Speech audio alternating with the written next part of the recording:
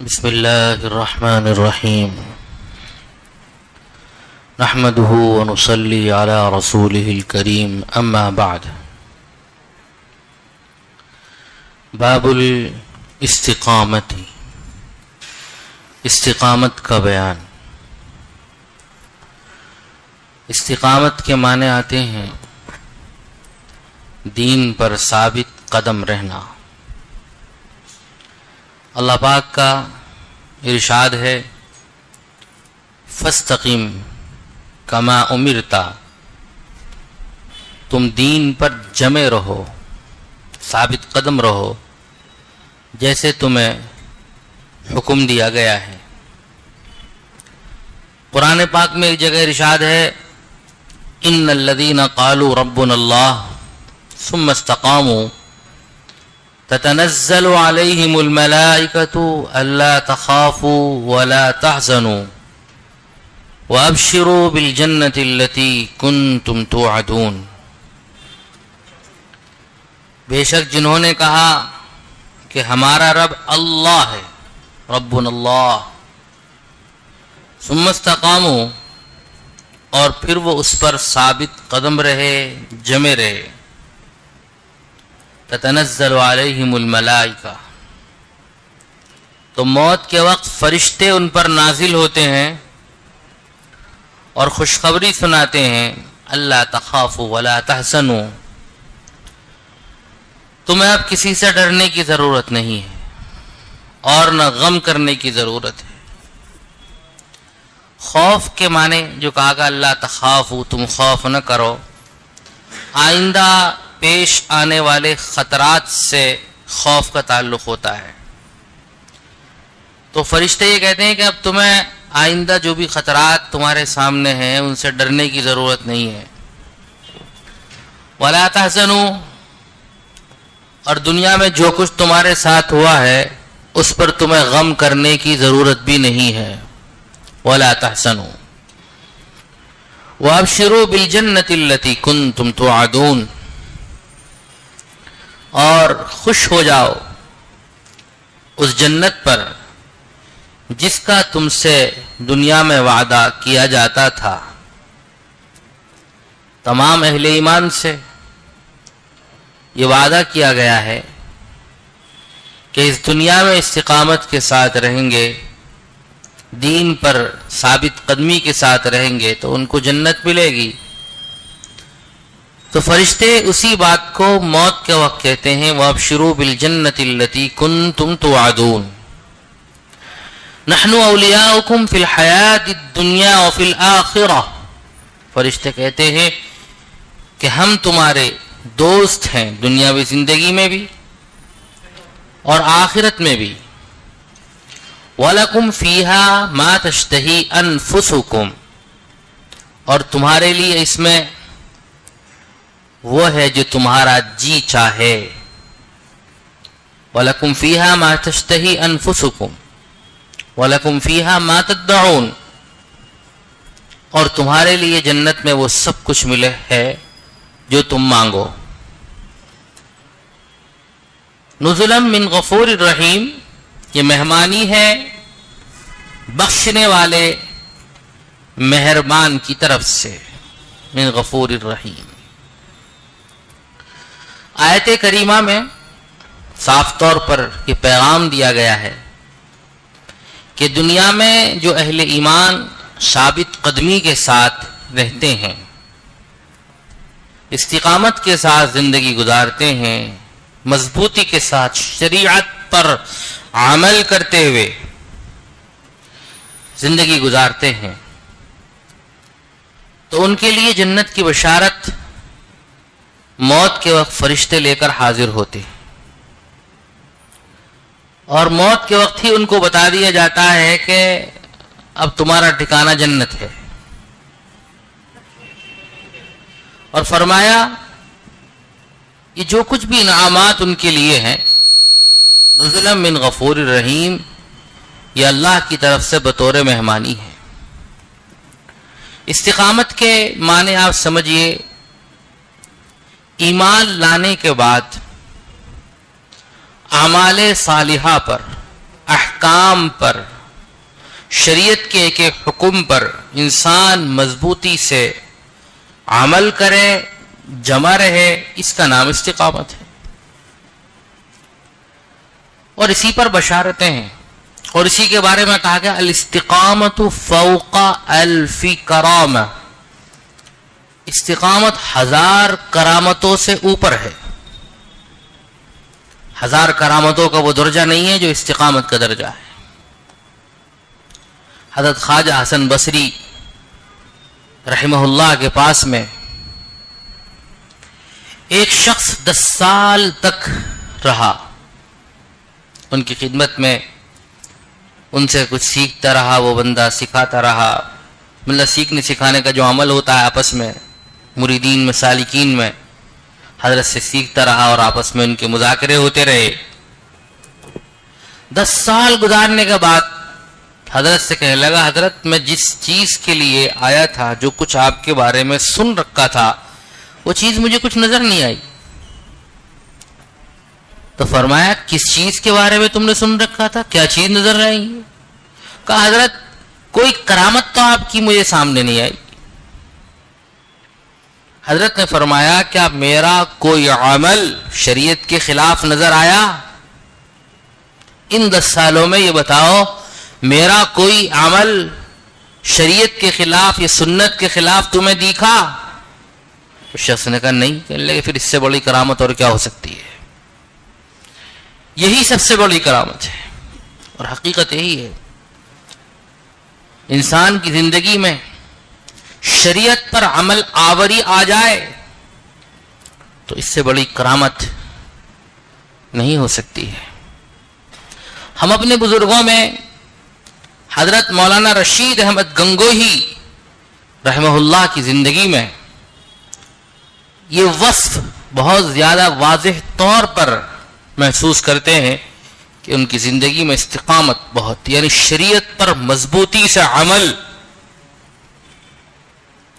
اور شریعت کے کسی مسئلے میں ذرا سی بھی مداہنت اور نرمی نہیں. جو شریعت ہے وہ حرف آخر ہے ان کے چیز. اور اس سلسلے میں وہ اتنے مضبوط تھے کہ ان کے جو پیر صاحب جن سے ان کا تعلق تصوف اور سلوک میں رہا ہے، اور جن کے بارے میں وہ یہ کہتے ہیں کہ اگر ایک محفل کے اندر ہمارے شیخ بیٹھے ہوں حاجی امداد اللہ مہاجر مکی، اور اسی محفل میں جنید و شبلی بھی ہوں جو کتنے بڑے ولی ہیں پرانے زمانے کے، فرمایا ہم نگاہ اٹھا کر بھی نہیں دیکھیں گے ان کی طرف، اپنے شیخ کی طرف سے نگاہ نہیں ہٹائیں گے. تو اپنے شیخ سے ایسی والہانہ محبت، بے انتہا محبت، اور ان کی عظمت کے ایک واقعہ میں آپ کو بتاتا چلوں کہ جس وقت یہ اپنے شیخ سے بیعت ہوئے ہیں تو کچھ دن قیام رہا ہے اسی مسجد میں جو تھانہ بھون کی مسجد ہے. وہاں پر حاجی امداد اللہ مہاجر مکی سے بیعت ہوئے. حضرت ہی کے پاس کھانا پینا ہوتا تھا، دسترخوان بچھا ہوا ہے، دسترخوان پہ کئی قسم کے کھانے ہیں. ایک سبزی ہے معمولی، آلو اور روٹی. بہت زیادہ اس کو اعلیٰ سبزی نہیں سمجھا جاتا، ہر دیہات میں ہر جگہ یہ سبزی مل جاتی ہے اور سستی بھی ہے. تو دسترخوان پہ آلو سبزی تھی، حضرت کو دے دی. آلو کی سبزی اور روٹی حضرت کھا رہے ہیں. کہیں سے کوفتے آئے، حضرت نے وہ کوفتے اپنے سامنے رکھے اور ساتھ میں 2 بزرگ اور بیٹھے ہوئے ہیں جو ان کے پیر صاحب کے پیر بھائی ہیں، حضرت مولانا شیخ محمد صاحب اور حضرت مولانا حضرت حافظ ضامن شہید رحمۃ اللہ علیہ. وہ انگریزوں سے جنگ کرتے ہوئے شہید ہو گئے تھے، پھر ان کو شہید کہتے ہیں، شاملی کی جنگ میں. تو حافظ ضامن شہید رحمۃ اللہ علیہ بھی بیٹھے ہوئے ہیں اسی دسترخوان پر. اور یہ مولانا ہیں، پیر صاحب نے ان کو بٹھا رکھا ہے اور یہ آلو روٹی کھا رہے ہیں. حافظ ضامن شہید رحمۃ اللہ علیہ نے کہا کہ حضرت ان کو بھی کچھ دے دیجئے آپ. ہم لوگ کوفتے کھا رہے ہیں اور یہ آلو سبزی. تو حضرت نے فرمایا یہ کیا کم ہے کہ اپنے دسترخوان میں بٹھا کے کھلا رہا ہوں, ورنہ چوڑے چماروں کی طرح باہر بٹھا دیتا دروازے پر اور وہیں ہاتھ میں روٹی دے دیتا. اور یہ کہہ کر فوراً مولانا رشید احمد گنگوہی کی طرف دیکھا تو حضرت کے چہرے پر کوئی ملال نہیں, کوئی تغیر نہیں, کوئی تبدیلی نہیں. حضرت بس نیچی نگاہ کر کر کھانے میں مصروف ہیں. حضرت نے بعد میں واقعہ سنایا کہ حضرت نے دراصل مجھے جانچا کہ میں نے جو اس کے بارے میں کہا ہے وہ صحیح ہے یا نہیں ہے, اور اس کے چہرے پہ کوئی تبدیلی تو نہیں ہے. حضرت نے فرمایا اللہ کا شکر ہے کہ اس وقت میں نے یہی سمجھا کہ یہ میرے لیے بڑی فخر کی بات ہے کہ حضرت نے اپنی دسترخوان پہ بٹھا رکھا ہے, ورنہ حقیقت تو یہ کہ میں اسی قابل تھا کہ باہر ہی بیٹھ کر مجھے کھانا دیا جاتا. حضرت نے کہا الحمدللہ میرے دل میں 100% یہی خیال آیا, اور میں بڑی عزت سمجھ رہا تھا کہ حضرت نے کم از کم دسترخوان میں تو بٹھا رکھا ہے. تو اپنے شیخ کی ایسی عظمت ہے, اور اپنے شیخ کے ذریعے سے پھر ان کو تصوف کے سارے مراحل طے کر کیے انہوں نے, اور آگے تک پہنچے ہیں اور امام ربانی بنے. لیکن ایک وقت ایسا آیا کہ حضرت شیخ نے ایک کتاب لکھی, اس کا نام 7 مسئلہ, 7 مسائل. کچھ چیزوں کے بارے میں حضرت کی رائے ایسی تھی کہ اس میں نرمی تھی, جیسے کہ میلاد وغیرہ کا مسئلہ ہے, اور 2-4 مسئلے تھے. حضرت گنگوہی رحمۃ اللہ علیہ کے پاس میں جب یہ کتاب آئی, شیخ کی لکھی ہوئی کتاب ہے, اور حضرت نے پڑھی, کہا سامنے حمام ہے اس میں جلا دو شیخ کی کتاب کو. حالانکہ شیخ کی کتاب ہے, ان شیخ کے ذریعے سے آدمی وہاں تک پہنچا ہے, وصل حاصل ہوا ہے, تقرب اللہ کی منزلیں اس کو میسر ہوئی ہیں, اور انہی شیخ کی کتاب کو یہ کہہ رہے ہیں کہ حمام میں جلا دو. اس کا بہت شور ہوا, کیونکہ حضرت بھی چھوٹے موٹے آدمی نہیں تھے, اور لوگوں نے مکے میں حضرت حاجی امداد اللہ مہاجر مکی صاحب سے شکایت کی, حضرت آپ نے ان کو خلافت دے رکھی ہے, انہوں نے تو آپ کی کتاب کو حمام میں جلایا. حضرت نے جو جواب دیا وہ سننے کا. حضرت نے فرمایا میں جو کہتا ہوں وہ میری طبیعت ہے, رشید احمد گنگوہی جو کہتے ہیں وہ شریعت ہے. تم لوگ شریعت کو دیکھو, مجھے مت دیکھو. تو حضرت کی زندگی میں شریعت پر عمل بہت زیادہ نظر آتا ہے. اس کی ایک مثال میں آپ کو اور سناتا رہوں, اس سے سمجھ میں آئے گا استقامت کیا چیز ہے, دین پر عمل. حضرت کے ایک صاحبزادے تھے, پڑھتے پڑھاتے وہ ذرا راہ سے ہٹنے لگے, اور اسی ہٹنے میں انہوں نے پہلوانی بھی شروع کر دی, اکھاڑے وغیرہ میں جا کر جو پہلوانی ہوتی ہے. اور آپ جانتے ہیں کہ پہلوان لوگ جب پہلوانی میں اترتے ہیں, زور میں اور کثرت میں اترتے ہیں, تو ان سے بہت سی بےہودگیاں بھی سرزد ہوتی ہیں اگر ان کے سر پر کوئی تربیت کرنے والا نہیں ہے. جوانی کے اندر وہ لوگ کثرت کرتے ہیں, کشتیاں کرتے ہیں, پھر جب کشتیاں چھوڑ جاتی ہیں تو پھر دادا گیری بھی ہو جانے لگتی ہے, اور جب بدن میں زور آتا ہے تو آدمی اس طرح کی حرکتیں کرتا ہے.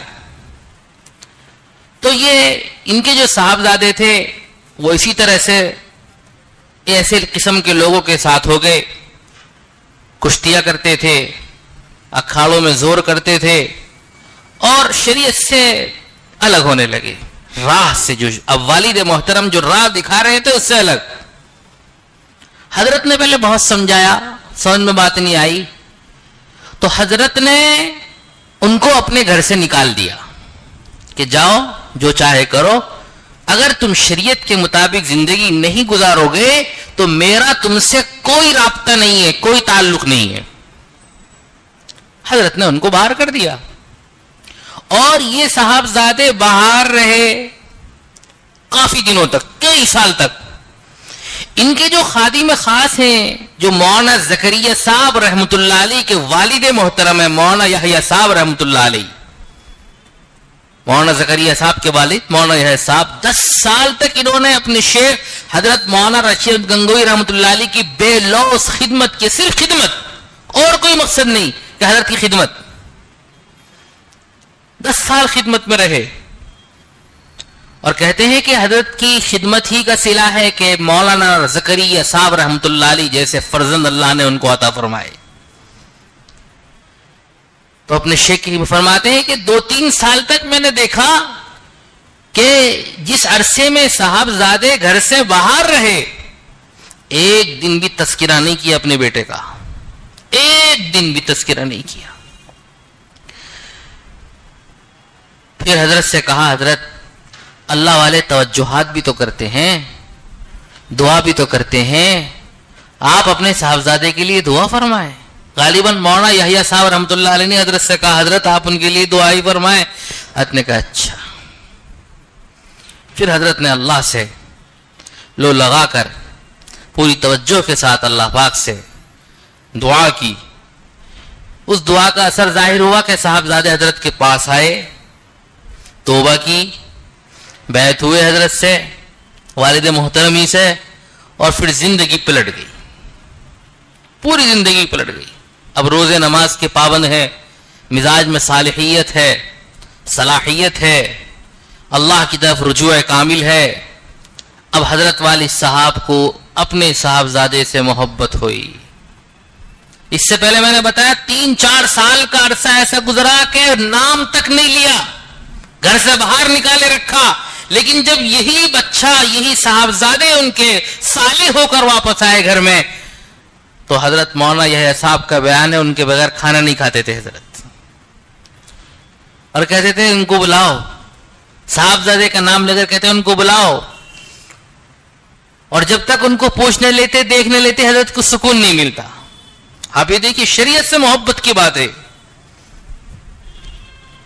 اور پھر ایسا ہوا اللہ کی مرضی کہ حضرت ہی کی زندگی میں چندی بعد ان کا انتقال ہو گیا.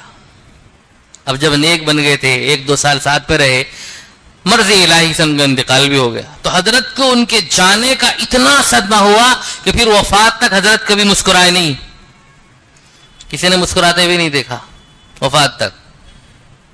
بتانا یہ چاہتے ہیں کہ شریعت پر عمل ایسا کہ بیٹا جب تک شریعت پر نہیں ہے تو کوئی خیال نہیں, لیکن جب شریعت پر آ گیا بیٹا تو اتنا خیال اور جانے کا اتنا صدمہ کہ مسکراہٹ ہی ختم.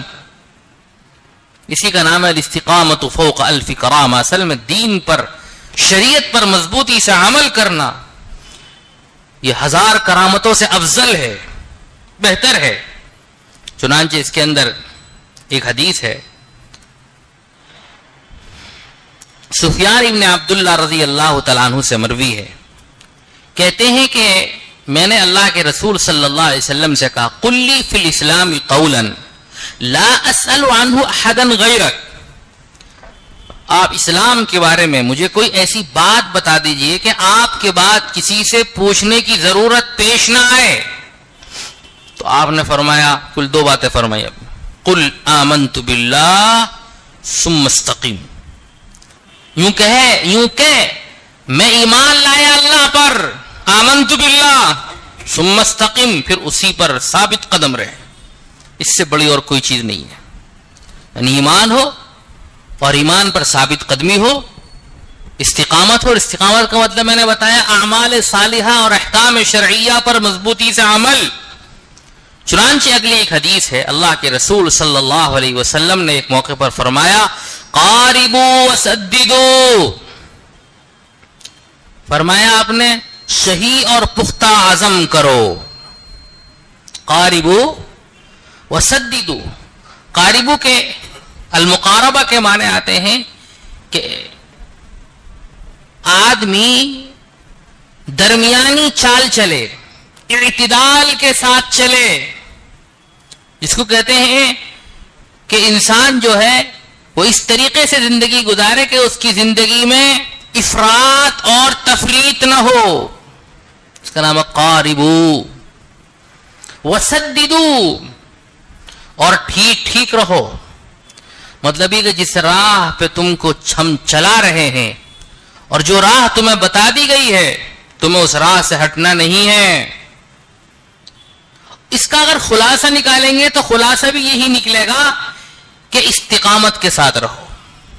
ان دونوں الفاظ کا خلاصہ کیا نکلے گا کہ استقامت کے ساتھ رہو. قاربوا وسددوا وَاعْلَمُوا أَنَّهُ لَن ينجو أحد منكم بعمله قالوا ولا أنت يا رسول الله قال لا ولا أنا إلا أن يتغمدني الله برحمة منه وفضله. پھر حضور نے زور دے کر یہ بات ارشاد فرمائی کہ اچھی طرح سمجھ لو کہ تم میں سے کوئی شخص اپنے عمل کے بلبوتے پر نجات نہیں پائے گا. تم میں سے کوئی شخص اپنے عمل کے بلبوتے پر نجات نہیں پائے گا. پہلے آپ نے فرمایا قاربوا وسددوا، ارے صحیح اور پختہ عزم کرو اور پھر اس پر ثابت قدم رہو. وسددوا. اور دوسری بات ارشاد فرمائی کہ دیکھو کوئی بھی شخص تم میں سے اپنے عمل کی بنیاد پر نجات حاصل نہیں کر سکتا. تو صحابہ نے کہا ولا انت یا رسول اللہ، کیا آپ بھی نہیں اللہ کے رسول؟ فرمایا ولا انا، ہاں میں بھی نہیں، میں بھی اپنی عمل کی بنیاد پر جنت میں نہیں جا سکتا. الا ان یتغمدنی اللہ برحمت منہ وفضل، سوائے اس کے کہ اللہ پاک مجھے اپنی رحمت اور فضل میں کے سائے میں گھیر لیں، ڈھانپ لیں، اور اپنی فضل اور سائے کے ذریعے سے اللہ پاک مجھے جنت میں داخل فرما دے. اس حدیث کی بنیاد پر اہل سنت والجماعت کا یہ کہنا ہے، علماء اہل سنت والجماعت کا، کہ صرف عمل کی بنیاد پر کوئی شخص جنت میں نہیں جا سکتا ہے. اللہ کے فضل اور اس کے کرم کی بنیاد پر، اس کی رحمت کی بنیاد پر انسان جنت میں جا سکتا ہے، کہ صاف صاف موجود ہے. حضور نے خود فرمایا لن ينجو احد منكم بعمله. لیکن دوسرے کچھ حضرات ہیں، ان کا کہنا یہ ہے کہ نہیں، قرآن پاک میں ہے ادخلوا الجنت بما کنتم تعملون، جنت میں داخل ہو جاؤ اس بنیاد پر، ان اعمال کی بنیاد پر جو تم کیا کرتے تھے. تو یہ آیت بتا رہی ہے کہ اعمال بھی دخول جنت کا سبب ہیں. لیکن اس کا جواب محدثین نے دیا ہے کہ آپ صرف اعمال کیوں دیکھ رہے ہو؟ اعمال سے پہلے ایمان بھی تو ہے، اعمال سے پہلے ہدایت بھی تو ہے، اعمال سے پہلے اخلاص بھی تو ہے. وہ سب تو اللہ کے فضل کی بنیاد پر حاصل ہوئے ہیں. اور جب وہ اللہ کے فضل کی بنیاد پر حاصل ہوئے ہیں، اور چونکہ وہ مدار ہے، بنیاد ہے، وہ چیزیں، ایمان مدار ہے، بنیاد ہے، اور اعمال اس کے بعد کی چیزیں ہیں، تو لہذا یہاں بھی جنت میں جو داخل ہونا ہے وہ اللہ ہی کے فضل سے ہے، اللہ کے فضل کے علاوہ نہیں ہے. تو بہرحال یہ حدیث صراحت کے ساتھ یہ بتاتی ہے کہ کوئی بھی شخص جنت میں اپنے اعمال کی بنیاد پر نہیں جا سکتا، بلکہ اللہ کے فضل کی بنیاد پر ہی وہ شخص جنت میں جائے گا. اور ہم دیکھتے ہیں کہ حضور پاک صلی اللہ علیہ وسلم بھی یہی ارشاد فرما رہے ہیں، اور تمام صحابہ باوجود ہے کہ بڑے بڑے اعمال، پہاڑوں جیسے اعمال ان کی زندگیوں میں نظر آتے ہیں، لیکن کوئی بھی اپنے عمل پر بھروسہ کرتا نظر نہیں آتا. ہر ایک کو ڈر ہے، ہر ایک کو خوف ہے، ہر ایک اللہ کی سے ڈر رہا ہے، لرزاں ہے، ترساں ہے. حضرت ابو بکر صدیق رضی اللہ تعالیٰ عنہ، حضور پاک صلی اللہ علیہ وسلم نے ان کو دنیا ہی میں جنت کی بشارت دے دی. حضور نے فرمایا جنت کے جتنے دروازے ہیں، ہر دروازے سے ابو بکر صدیق کے لیے پکار ہوگی، ہر ایک دروازے سے ان کے لیے دعوت ہوگی، ان کو بلایا جائے گا. لیکن اس کے باوجود، اتنے بڑے بڑے اعمال ہیں ان کے، اس کے باوجود کہتے ہیں کہ کاش کہ میں پرندہ ہوتا. یہ پرندہ کتنی اچھی زندگی گزار رہا ہے، کتنے آرام میں، کتنی راحت میں، مر جائے گا کوئی حساب کتاب نہیں ہے. حضرت عمر رضی اللہ تعالیٰ عنہ جیسے، ان کے پاس بھی اعمال ایسے پہاڑوں جیسے اعمال کہ صحابہ کے بعد دنیا کے سارے بزرگان دین مل کر بھی کسی ایک صحابی کے مقام کو نہیں پہنچ سکتے. اتنا بڑا مقام ہے، اور یہ تو صحابہ میں بڑے ہیں. لیکن اس کے باوجود کہتے تھے کاش کہ میں کوئی تنکا ہوتا، کاش کے درخت کا پتا ہی ہوتا، کاش کوئی گھاس ہوتا. یا فرماتے ہیں اپنے عمل پر کوئی آپ کو نظر نہیں آئے گا بھروسہ کرتا ہوا، حالانکہ پہاڑوں جیسے اعمال ہم ہم سوچ بھی نہیں سکتے اتنے بڑے اعمال ہیں اور اخلاص سے بھرے ہوئے اعمال جن کا کوئی مقابلہ نہیں ہے. عبداللہ ابن مبارک رحمہ اللہ اس امت کی تاریخ کے بہت بڑے عالم ہیں. امام ابو حنیفہ رحمہ اللہ کے خاص شاگرد ہیں. ہزاروں علماء کے استاذ. امام بخاری رحمۃ اللہ علیہ کے بھی استادوں میں لگتے ہیں اور امام ابو حنیفہ رحمۃ اللہ علیہ کے خاص شاگرد ہیں, تلمید رشید ہیں. علم میں اتنا بڑا مقام ہے ان کا کہ وقت کے بادشاہ ہارون رشید کے سامنے ایک مرتبہ ایک شخص لایا گیا جس نے 5000 حدیثیں اپنی طرف سے گھڑ کے لوگوں میں پھیلا دی تھی کہ حضور نے ایسا فرمایا, حضور نے ایسا فرمایا. جھوٹی حدیثیں. اسلام کی بنیادوں کو کمزور کرنے کے لیے بہت سی باطل طاقتوں نے یہ طریقے اختیار کیے تھے کیونکہ حکومت مضبوط تھی, کھل کر نہیں آ سکتے تھے, تو اسلام کی جڑوں کو کھوکھلا کرنے کے لیے اس طرح کی چیزیں پھیلانی شروع کی انہوں نے. تو وہ شخص پکڑا گیا, وضاع حدیث کو وضع کرنے والا, گڑتا تھا اور لوگوں میں پھیلاتا تھا. اور لوگوں میں اس نے اپنا حلیہ ایسا بنا رکھا تھا کہ لوگ اعتماد کرتے تھے. بالکل صوفی جنک پوری بنا ہوا, ہر طرف سے لوگ اس کو دیکھ رہے ہیں, اس کے چوغے سے متاثر ہو رہے ہیں, اس کے کپڑوں سے, اس کے لباس سے, اس کی باتوں سے, اس کی تقریروں سے. ہمیشہ آخرت کی بات کر رہا ہے, وہ دنیا سے کوئی تعلق ہی نہیں ہے اس کا, زاہد بن کے جی رہا ہے. لیکن اتنا بڑا کام, تخریب کاری کا اتنا بڑا کام کر رہا ہے, وہ پکڑا گیا, دربار میں پیش ہوا. ہارون رشید نے کہا قتل کرو. اس نے کہا صاحب کیوں قتل کرتے ہو مجھے؟ 5000 حدیثیں میں نے گھڑ کے پھیلا دی ہیں, مجھے آپ چھوڑے رکھو گے تو میں بتا دوں گا کون کون سی حدیثیں ہیں, قتل کرو گے تو پتہ بھی نہیں چلے گا. ہارون رشید نے کہا قتل تو تجھے ہونا ہی ہے, تجھے میں چھوڑ نہیں سکتا. رہی بات اس کی کہ تو نے 5000 حدیثیں ہمارے ذخیرہ حدیث میں ملا دی, لوگوں میں پھیلا دی, تو یاد رکھ اللہ نے اس امت میں عبداللہ ابن مبارک جیسے عالموں کو بھی پیدا کیا ہے جو ایک ایک حدیث کو پرکھ کر بتا دیں گے یہ حدیث صحیح ہے یا حسن ہے یا غلط ہے, ضعیف ہے, جھوٹی ہے, موضوع ہے, کس درجے کی ہے, ایک ایک حدیث کو رکھ کے بتا دیں گے. ہمیں تیری کوئی ضرورت نہیں ہے, ہمارے پاس اللہ نے ایسا عالم پیدا کی. میں کہنا یہ چاہ رہا ہوں کہ اتنے بڑے عالم ہے کہ وقت کے سب سے بڑے بادشاہ نے ان کے علم پر اتنے بڑے اعتماد کا اظہار کیا ہے. اس وقت چلتے تھے نا تو 300 علماء, 500 علماء ان کے جلوم میں. بادشاہوں کے پاس ایسا لشکر نہیں ہوتا تھا. صاحب علم حضرات, صاحب فضل حضرات ان کی دونوں طرف, اور بڑی خوبیاں ہیں ان میں صاحب, بہت خوبیاں ہیں. لیکن اتنے بڑے عالم ہونے کے باوجود جب ان کا انتقال ہو رہا تھا, وہ بتانا چاہتا ہوں میں, اس وقت ان کا انتقال ہو رہا تھا تو اپنے شاگردوں سے کہا کہ چرپائی سے نیچے اتارو. چرپائی سے نیچے اتارا گیا تو زمین پر لیٹ کر اپنی داڑھی زمین سے ملنے لگے اور اللہ پاک سے یہ کہہ رہے تھے اللہ عبداللہ کے بڑھاپے پر رحم کر دینا. داڑھی ملتے تھے اور اللہ سے پکڑ کے اپنی سفید داڑھی کو دکھاتے تھے, اے اللہ عبداللہ کے بڑھاپے پر رحم کر دینا. اپنے کسی عمل کو نہیں بتا رہے, اپنے کسی عمل کا حوالہ نہیں دے رہے. تو ہمارے اسلاف میں سے کسی نے بھی اپنے عمل پر بھروسہ نہیں کیا.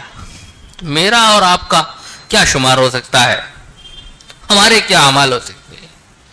جو کرتے ہیں بس یہ خیال ہو اللہ کی توفیق سے, اللہ کے فضل سے, اور اللہ کے فضل کو مانگتے رہیے. مانگنے کا حکم ہے, اللہم انی اسألک من فضلک, یا اللہ ہم تجھ سے تیرا فضل مانگتے ہیں. اللہم انی اسألک منک, اللہ ہم تجھ سے تجھے مانگتے ہیں.